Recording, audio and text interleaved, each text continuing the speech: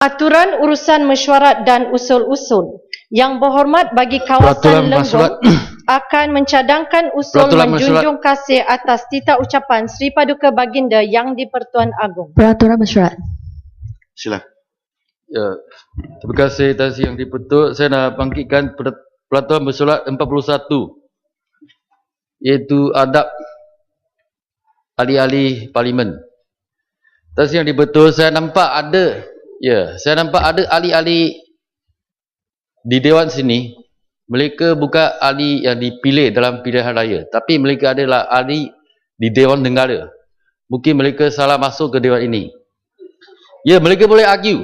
Mereka panggil sendiri menteri, timbalan menteri. Mereka boleh argue. Mereka adalah senator yang dilantik oleh Agong sebagai menteri, timbalan menteri. Tetapi, Tan Sri Yang di-Pertua, saya nak argue, pelantikan menteri atau timbalan menteri adalah songsang, terbalik, tidak mengikut peraturan, adalah salah. Sebab apabila masa jam, apabila mereka dilantik oleh Agong, mereka adalah orang awam. Mereka bukan ahli parlimen, mereka bukan ahli di Dewan Negara. Mereka hanya ada orang awam. Ini telah salah. Lepas tu baru mereka diangkat sumpah di Dewan Negara. Jadi apa yang selalu buat oleh Yang Amat Berhormat Perdana Menteri adalah pelantikan oleh Agong diulang sekali lagi untuk menyempurnakan proses itu. Inilah argumen saya. Dan saya rasa Yang Berhormat Ipoh Timur nak mencelah. Ya, silakan. Ahli yang berhormat. Mana boleh celah, tidak boleh celah. Ini mana boleh celah. Betul, ini penting. Ahli yang berhormat Di duduk. bawah Perlembagaan Malaysia. Ahli yang berhormat. Ini kes ini pun sudah masuk mahkamah. Mana boleh berbincang di dalam dewan. Dengan jelas. Ahli yang berhormat. Mana boleh menjelah Yang Berhormat. Ahli yang berhormat. Ini penting. Ahli yang berhormat Ipoh Timur duduk. Ipoh Timur kena ajar kan? Perlembagaan Ahli Malaysia yang tidak berhormat diikuti. Ipoh Timur duduk. Ya, Tan Sri Yang Ahli di-Pertua. yang berhormat duduk. Ahli yang berhormat.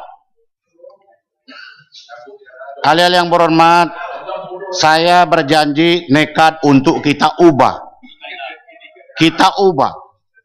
Ahli yang berhormat, sebagai respons kepada peraturan mesyuarat yang dibangkitkan itu, saya cuma sengaja untuk beri Yang Berhormat laluan untuk berhujah. Tetapi fikir baik-baik. Ini untuk pengetahuan Ahli yang berhormat yang baru. Pertama, apabila membangkitkan peraturan mesyuarat, mesti ada hubung kait dengan apa yang berlaku. Yang berhormat bangkitkan 41 itu adalah tertib bagi yang berhormat masuk.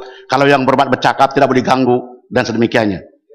Perlantikan berhubung dengan seneta-seneta yang masuk dalam Dewan Rakyat itu adalah urusan yang berlainan. Tidak kena mengena dengan peraturan mesyuarat, menjadi convention kita daripada mula merdeka. Dan Yang Berhormat harus tahu ini sebagai Yang Berhormat. Ahli yang berhormat membangkitkan peraturan mesyuarat yang tidak kena mengena. Bermakna boleh saya mentafsir sengaja mengganggu pelajaran mesyuarat. Ya, Tan Sri Yang di-Pertua. Ahli yang berhormat, saya boleh habis bercakap. Ahli yang berhormat, peraturan mesyuarat 42 dan 43. Peraturan mesyuarat 42, apabila speaker bercakap, tidak ada siapa yang boleh bercakap. Kalau membangkitkan peraturan mesyuarat, mesti patuh kepada peraturan mesyuarat. Peraturan mesyuarat 43. Saya bertanggung jawab untuk supaya ahli yang berhormat mengindahkan peraturan mesyuarat. Kalau juga ingkar, saya ada kuasa di bawah peraturan mesyuarat 44 untuk menghalau keluar. Ini Yang Berhormat sengaja untuk menjemput seorang ahli yang berhormat yang baru untuk mencela. Tugas saya Yang Berhormat ambil. Ahli yang berhormat yang lain tolong daripada barisan pun, kalau sedang saya bercakap jangan ganggu. Jadi bangkitkan peraturan mesyuarat secara berhema. Harus kita ubah. Saya serius, ubah. Itu tidak kena mengena. Peraturan mesyuarat Sila. Tan Sri Yang di-Pertua 18.1. Tan Sri Yang di-Pertua telah mengekalkan satu usul di bawah 18.1 mengenai masalah jerebu. Dan oleh kerana perkara ini sangat penting, dan besok menteri baru nak pergi Indonesia. Banyak lagi pendirian yang patut kita bawa berdewan. Saya mohon pertimbangan Tan Sri supaya perkara ini dapat kita bahaskan. Terima kasih. Tan Sri Speaker, saya pun faham satu usus yang sama. Saya rasa ini bukanlah kita senantiasa ada ahli parlimen dari Pakatan Rakyat dan juga Barisan Nasional kita memfailkan satu usus dalam satu topik yang sama. Jadi saya rasa sekarang tiada masalah untuk Pakatan Rakyat untuk membahas isu ini, usus ini. Jadi saya harap bahawa Tan Sri Speaker bolehlah mengizinkan usus ini supaya ini boleh dibahaskan. Masih. Ahli yang berhormat, dengar baik-baik. Convention dalam mana-mana parlimen, apabila keputusan buat oleh speaker dalam soal emergency motion ini, sebenarnya speaker tidak harus untuk memberi penjelasan. Itu hak saya.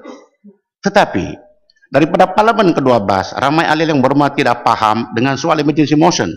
Jadi saya ulang balik untuk pengetahuan ahli yang berhormat yang baru.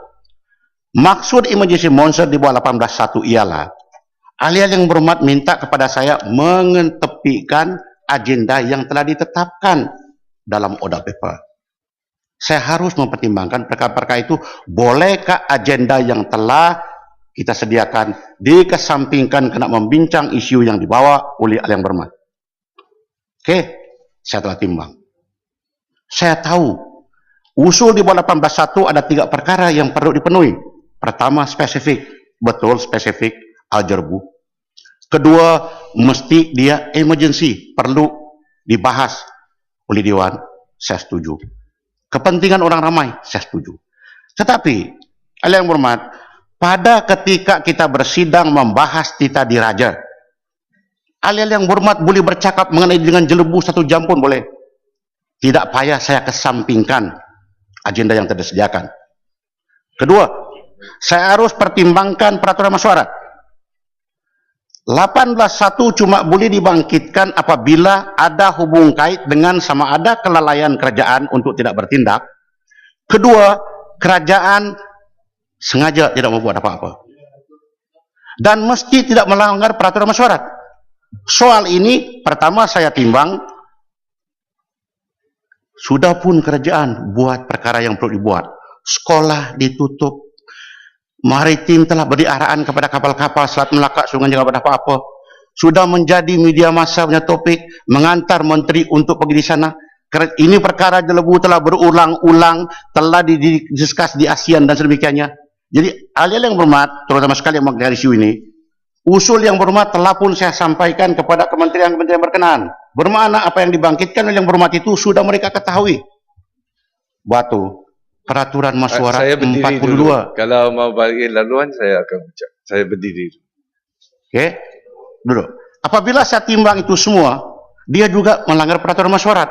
Kena peraturan mesyuarat 21 mengenai dengan perkara-perkara 23 yang kita boleh bincang. Sos jerbu daripada Indonesia. Kerajaan Malaysia tidak ada kena mengena. Jadi apabila saya benarkan usul ini, sememangnya apa nanti yang dibincangkan dalam 1 jam ialah hal yang berlaku di negara jiran yang berbaik-baik dengan kita. Melanggar peraturan mesyuarat 23L. Maka atas sebab itu, saya tolak dalam kamar, saya mohon maaf kepada ahli yang berhormat yang tidak setuju dengan saya, tetapi itu adalah tindakan saya dan di bawah peraturan mesyuarat 43. Tan Sri yang betul. Saya sudah buat keputusan. Tan Sri bukan cakap nak ubah ke, Tan Sri? Kalau nak ubah, saya rasa tak patutlah kita selalu benarlah peraturan mesyuarat 43. Ahli yang berhormat sudah saya buat keputusan ahli yang berhormat. Tan Sri yang dipertua. Saya mohon sedikit.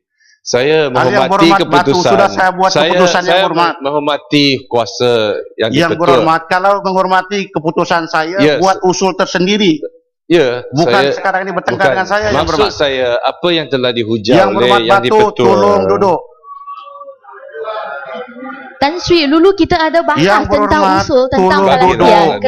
Kenapa sekarang kita tak boleh bincang satu isu yang telah mempengaruhi penduduk-penduduk? Sudah menentang apa yang saya sudah buat tindakan. Kita nak Batu, tolong duduk.